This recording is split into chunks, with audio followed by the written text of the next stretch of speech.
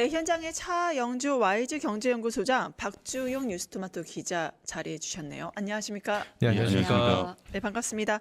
먼저 박주용 기자 내용 브리핑이 좀 필요할 것 같아요. 국제 회계 기준 좀 일반 사람한테 익숙하지 않은 용어긴 한데 IFRS 재단의 한국몰 이사로 최준경 현 한미협회 회장이 내정됐다고 하죠.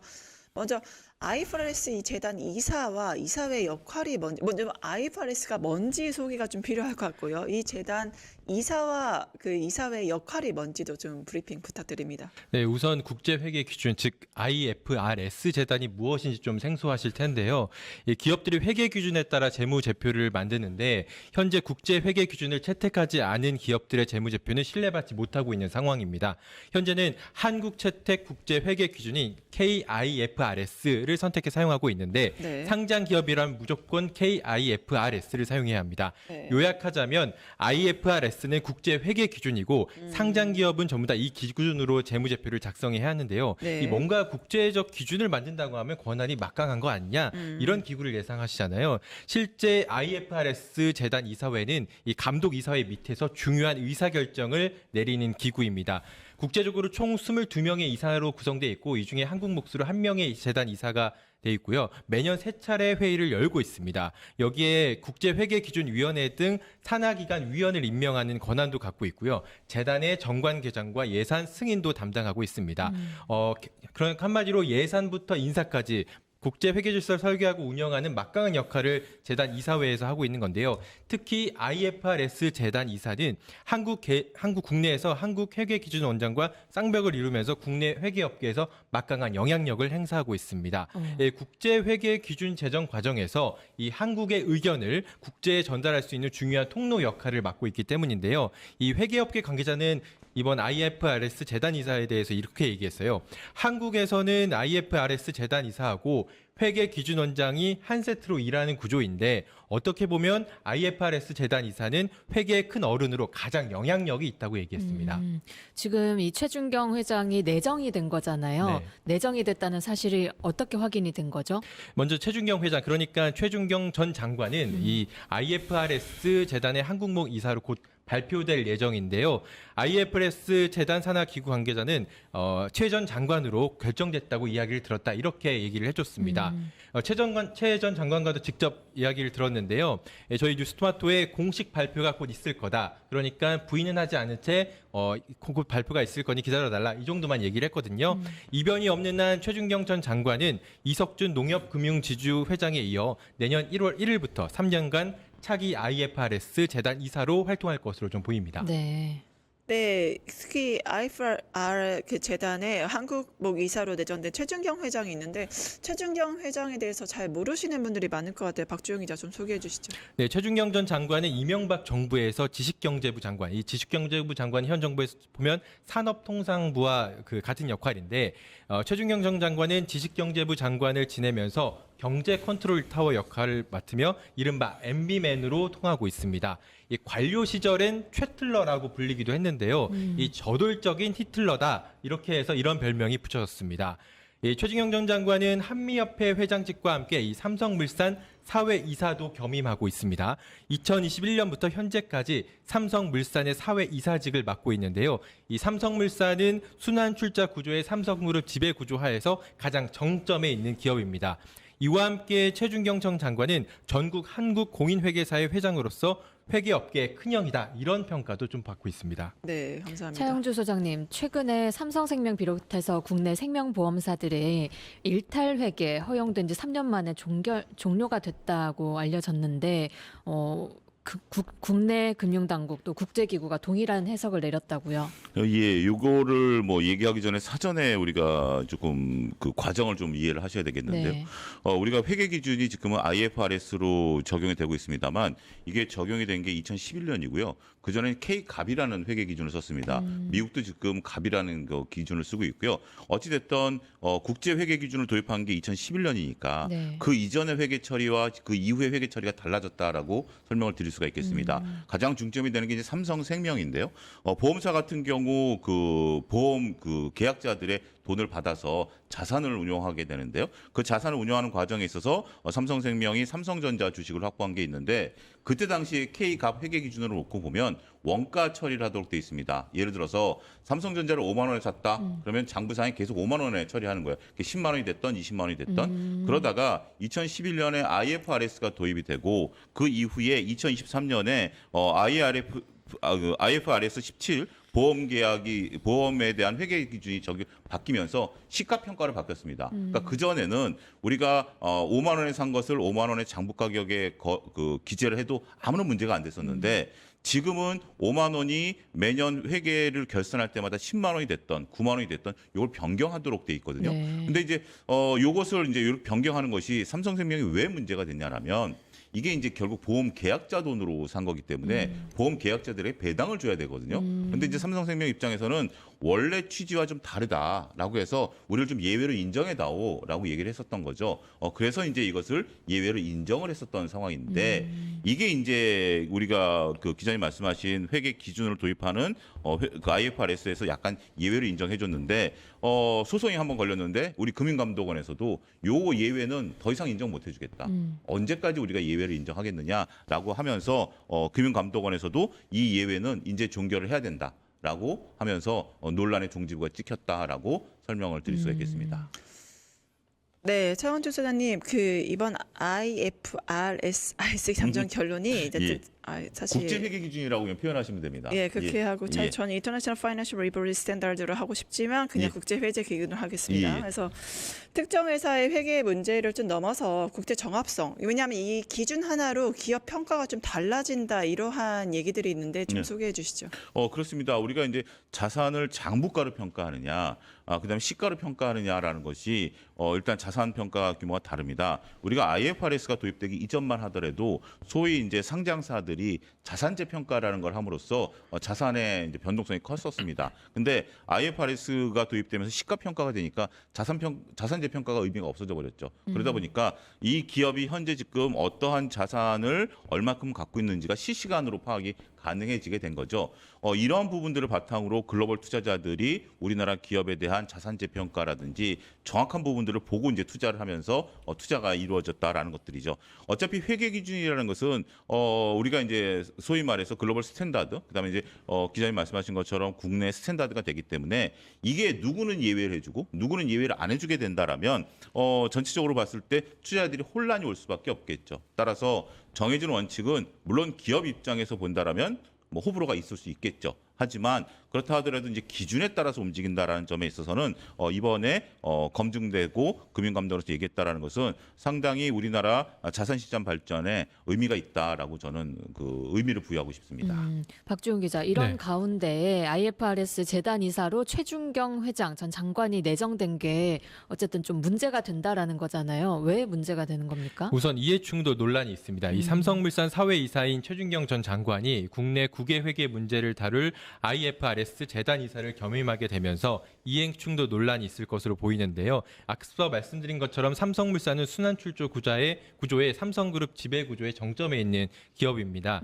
그렇기 때문에 앞으로 IFRS 재단 이사를 최준경 장관이 맡게 된다면 이 회계 기준을 세우는 최 전 장관이 삼성생명 일탈회계 논란이 나오는 상황에서 이 삼성물산 사회이사를 함께하면서 IFRS 재단 이사를 하는 게 맞느냐 이런 지적이 나오고 있고요. 네. 또 한 가지는 차기 회계 기준 원장 1순위를 꼽히는 한종수 교수와 이 IFRS 재단 이사로 유력한 최준경 장관이 회계기준 정립기구에 저희 국내에서 투톱이 될 경우에 삼성생명의 일탈회계 정상화 논란이 더욱더 커질 수 있다 이런 우려가 나오는데요.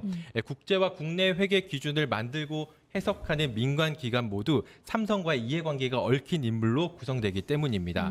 앞서 말씀드린 것처럼 최준경 전 장관이 최틀러라는 별명답게 재단 이사직을 독단직으로 활용한다면 일탈회계 정상화는 더욱 요원해진다 이런 평가도 나오고 있습니다. 네. 한 가지 더 말씀드리면 이 최근 정치권 인사들이 계속해서 회계업계에 유입된다 이런 이야기도 나오는데 최근 잇따라 윤석열 정부 등 보수 진영과 인연이 인사들이 국내 회계업계에 들어오고 있어서 이 부분도 눈여겨봐야 된다 이렇게 보고 있습니다. 이것도 IFRS 내용을 보면 손익계산서인 거잖아요, 결국엔. 그러면 주요 재무제표 관련해서 내용들이 구체적으로 바뀌는 것들이 궁금하신 분들도 있을 것 같아요. 이게 우리가 결국은 손익계산서가 아니라 재무상태표에서 자산을 이제 평가하는 기준이 되는 거고요. 그러니까 주요 재무성과 자체가 개선된다? 재무성과표의 예. 개선? 그러니까 재무상태표에 예, 있어서 우리가 이제 자산을 어떻게 평가하느냐라는 예, 것들이고요. 예. 자산을 평가하는 과정에 있어서 자산을 이제 이것을 이익을 어떻게 처리하느냐라는 문제예요. 네. 그런데 그 부분에 대해서는 이제 보험사만이 이제 특별하게 우리가 이제 유계약자, 소위 네. 말해서 저희가 이제 보험을 가입을 하면 배당형 상품이 있지 않습니까? 네. 배당형 상품을 가입한 분들에게 배당을 줘야 되는 것은 네. 그 보험사가 그 자금을 운용한 것에 대해서 이익이 난 것을 배당을 하는 거거든요. 네. 그러니까 배당 금액이 좀 만약에 혹시 여기 계신 분들 유배당 상품을 가입하셨다라면 그 배당 금액이 매년 다를 겁니다. 조금씩 다르게 이제 나타나는 건데 그것을 이제 삼성생명이 상장하는 과정에 있어서 우리가 이제 회계 기준을 따르겠다라고 했고 그때 당시에도 이제 논란이 됐었던 부분들이에요. 결국은 삼성전자가 지금 막대한 지분 차익을 보고 있기 때문에 이걸 계약자들에게 돌려줘야 된다라고 한다라면 삼성생명 입장에서는 자산의 유출이 되는 거죠. 그걸 이제 막고 싶은 거고요. 그리고 그분들이 또 이제 삼성생명의 핑계라고 저는 생각을 하는데 보는 부분들을 놓고 보면 계약자분들이 너무 고령화돼 있고 지금은 또 과거에 이제 90년대에 가입한 분들을 좀 못 찾는 경우도 있기 때문에 형평성 문제도 발생된다. 이게 과연 형평성 문제인지 모르겠어요. 못 찾는 거와 안 주는 건 다르죠. 라는 부분들이기 때문에 그런 부분들이 논란이 좀 돼 있었던 부분들이고 그러면 이것을 이제 예외를 인정을 해줘야 되느냐라는 부분들을 봤을 때 그래서 이제 회계기준원이 국제증권감독기구에 의뢰를 했습니다. 이게 맞냐? 삼성생명이 이렇게 하는 게 맞냐라고 했더니 16개 기관이 동일하게 응답을 했습니다. 아니다. 이거는 일탈이다. 라고 얘기를 한 거고요. 여기에 이제 금융감독원이 또 종집을 찍었기 때문에 삼성 입장에서는 어떻게 해서든지 이것을 하기 위한 부분들이죠. 왜냐하면 돈을 돌려줘야 되니까. 그러니까 장부가로 돈을 돌려주는 거하고 시가로 돈을 돌려주는 거하고는 이게 차원이 다른 거죠. 네. 그런 부분들에 있어서 삼성이 좀 강하게 거부를 하고 있고 또 여기서 또 얘기를 이건 제 100% 내피셜입니다만 더 나가면 금산분리까지 생각을 하게 된다라면 삼성화재와 삼성생명의 자산 규모가 일정 규모 이상이 돼야 되겠죠. 그런 부분들에 있어서의 또 아킬레스건이 될 수도 있다라고 봐야 될 것 같습니다. 지금 정치권이나 학계에서는 이 문제, 그러니까 최준경 회장이 내정이 된 문제에 대해서는 어떻게 보고 있나요? 아직까지 지금 이제 뭐 이 부분에 대해서는 좀 지켜봐야 되긴 하겠습니다만 우려하는 바는 그런 거죠.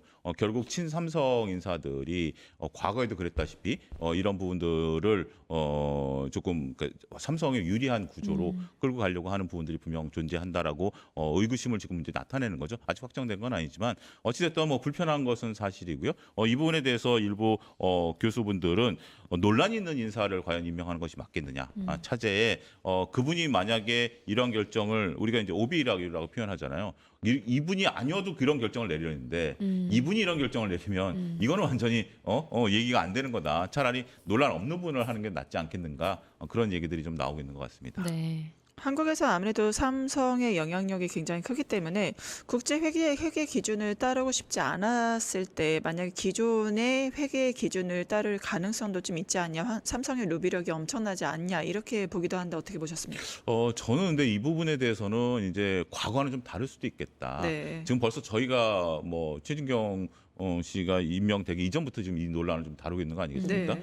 그리고 이제 모든 것이 이제 과거와 다르게 이제 밀실에서 결정될 수 있는 구조는 아니다라고 보여지고 있고요. 특히 회계 기준과 관련해서는 지금까지는 이제 국내용 멘트였다라면 이제 앞으로는 국제용 멘트가 될 수밖에 없을 겁니다. 네. 더군다나 이제 우리 글로벌 투자자들의 비중이 높아지고 있는 상태이고 네. 글로벌 투자자들이 투자하는 과정에 있어서 그들이 볼 때는 삼성이 지금 조금 불편한 시각이 있거든요. 그래서 삼성화재라든지 삼성생명을 사는 데 있어서 주저하게 된다라고 보게 된다라면 결국 글로벌 투자자들의 유입을 막을 수밖에 없는 부분들이 있기 때문에 과연 삼성의 과거의 행태를 계속해서 유지할 수 있을지 여부에 대해서는 저는 조금 지켜봐야 되지 않을까 싶습니다. 그럼 삼성이 좀 자신이 없는 걸까요? 이 국제 회계 기준을 따르게 되면은 아무래도 기업의 실질 영업 성과를 네. 직접적으로 보여준다는 점에서 기업 평가가 달라지는 거잖아요. 그러니까 그럼 본인들의 기업의 실질 그 성과가 자신이 없기 때문에 이런 식으로 좀 한다 이렇게 봐야 될까요? 꼭 그렇지는 않습니다. 네. 그러니까 이제 원래 이제 IFRS가 도입이 됐을 때도 논란이 많았습니다. 네. 이게 국제 회계 기준을 놓고 보면 시가 평가라든지 아니면 뭐 회계 기준을 자율적으로 한다라든지 우리가 이제 기존에 있었던 앞서서 K 값과는 좀 다른 K 값 같은 경우는 단순해요. 딱 규정대로만 하면 됩니다. 법대로만 착착착 순서대로 하면 되는 건데 이건 자율성을 부여를 해야 하는 거거든요. 자율성이라는 게 좀 모호하긴 하죠. 그래서 삼성 그러면서 이제 불리하게 된다라는 것은 자산의 유출이라든지 그다음에 이제 이게 글로벌 스탠다드에 맞추다 보니까 그 전에는 이제 나름대로의 국내 회계 기준에 맞춰서 해왔던 부분들을 바로 잡아야 되는 부분들. 그래서 우리가 IFRS가 도입된 이후에 계속 개정을 해왔어요. 그게 어떤 부분이냐? 보험과 관련된 부분들을 많이 개정해 왔습니다. 보험은 이게 이제 자기의 내 돈과 이제 계약자들의 돈이 섞여 있는 부분들이 있기 때문에 이거를 이제 삼성은 분리하고 싶지 않은 거겠죠. 그런 부분들이 있으면서 논란이 지금까지도 지속돼 왔다라고 설명드릴 수가 있겠습니다. 네. 네. 조금 다른 결의 질문 하나만 예. 더 드릴게요. 금감원이 지금 소비자 보호 기조를 네. 내세우고 있고 여당은 코스피 5천 이야기하면서 네. 자본시장 활성화 정책 네. 펼치고 있잖아요. 이 두 부분이 좀 같은 방향 가리키고 있는지 점검이 필요하다라는 목소리가 나오는데 이 부분 관련해서 한 말씀 하실까요? 예. 저는 이게 결국 소비자 보호라는 것이 여기서 금감원의 소비자는 투자자겠죠. 투자자를 보호한다라는 측면에 있어서는 결국 투자자를 보호해야 되는 거죠. 기업 입장에서는 상당히 무서울 수도 있습니다. 심지어 이제 금감원에서 이제 그리고 정부 여당의 발표에 의하면 코스닥 시장에 있어서 시총이 작은 기업들은 2026년에 퇴출시켜버리겠다. 기업 입장에서는 거의 뭐 저승사자와 같은 느낌이 들 수 있겠죠. 하지만 투자자 입장에서 본다라면 그들의 표현에 따르면 좀비 기업 같은 경우는 퇴출이 돼야 되는 게 맞는 거죠. 그렇게 되는 부분들이 있고 과거에 이제 회계상의 어떤 잘못된 점이 있다라면 이분은 퇴출시키겠다. 그리고 엄벌을 처하겠다라고 하는 거기 때문에 결국 이것은 투자자 보호를 할 수 있는 거고요. 이러면 또 글로벌 투자자들이 이제 우리가 코리아 디스카운트에 대한 논쟁이 있거든요. 우리는 뭐 재벌 기업이다 아니면 뭐 여러 가지에 대한 영향력이 크다 뭐 이런 건데 그런 걸 해소하는 데 있어서도 결국은 외국인 투자자들을 끌어들일 수 있는 그러면 결국 증시는 5천 이상을 갈 수 있는 긍정적인 전 효과 같은 방향을 보고 있다. 저는 이렇게 설명드릴 수 있겠습니다. 네. 네, 결국에는 보험업계에서 IFRS 18 그 가이드라인을 할 수 있는데 여기에 삼성맨, 그러니까 MB맨 최종경까지 같이 이야기를 나눠봤습니다. 지금까지 박주영 뉴스토마토 기자, 차영주 와일즈경제연구소장님과 함께했습니다. 함께해 주신 두 분 감사합니다. 고맙습니다. 유튜브 구독하고 실시간 채팅과 댓글을 남기시면 매일매일 실천 TTCO를 드립니다. 참여 방법은 통통물 어플을 다운로드하고 회원가입과 로그인을 해주세요. 마이페이지에서 나의 회원 고유 번호를 복사해주세요. 유튜브 구독 후 실시간 채팅이나 댓글창에 고유 번호를 한 번만 입력하면 준비 끝! 지금 유튜브 채팅과 댓글 쓰기 참여하고 실천 TTCO 받아가세요.